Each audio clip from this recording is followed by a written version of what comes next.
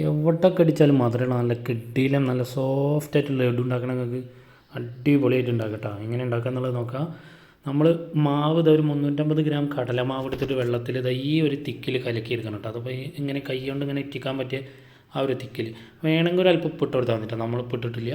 അപ്പോൾ ഇത് ഒന്ന് നന്നായിട്ട് ആ മാവ് കടലമാവ് കേട്ടോ, അത് ഫുള്ളായിട്ടൊന്ന് പൊരിച്ചെടുക്കുക. വലിയ ഉണ്ടാക്കിയിട്ടെടുത്തിട്ട് ആ ഭാഗത്തേക്ക് വേവാൻ കുറച്ച് പണിയാവും. എന്നിട്ട് ആ രണ്ട് ഭാഗം ഏകദേശം മുരിഞ്ഞ് വന്നാലേ ഒന്ന് മാറ്റി വെക്കുക. ഭയങ്കരമായിട്ട് ഹാർഡാവും വേണ്ട. എന്നിട്ട് അതൊന്ന് പൊടിച്ചെടുക്കുക. ഭയങ്കര നന്നായിട്ട് അരച്ചെടുക്കണ്ട കേട്ടോ, അത് ഒന്ന് പൊടിച്ചെടുത്താൽ മതി. എന്നിട്ട് അവിടെ മാറ്റി വെക്കുക. എന്നിട്ട് ഒരു പാൻ എടുത്തിട്ട് പഞ്ചസാര ഇട്ട് കൊടുക്കുക.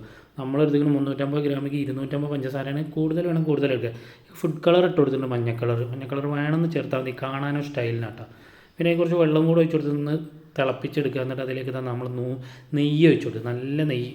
എന്നിട്ട് ആ പൊടിച്ച് വെച്ച സാധനം ഇതിലേക്ക് ഇട്ട് കൊടുക്കുക. ഒന്ന് മിക്സ് ചെയ്തെടുക്കുക, നന്നായിട്ട് മിക്സ് ചെയ്തെടുക്കുക.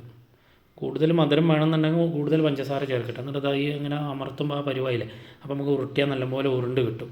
ഈ നെയ്യ് ഇനിയും കൂടുതൽ വേണമെങ്കിൽ ചേർക്കട്ടെ, അപ്പോൾ ഒന്നും കൂടെ ടേസ്റ്റ് ആയിരിക്കും. അപ്പോൾ അടിപൊളി ലഡു ഉണ്ടാക്കുക, ഈസിയാണ്, വളരെ സിമ്പിൾ.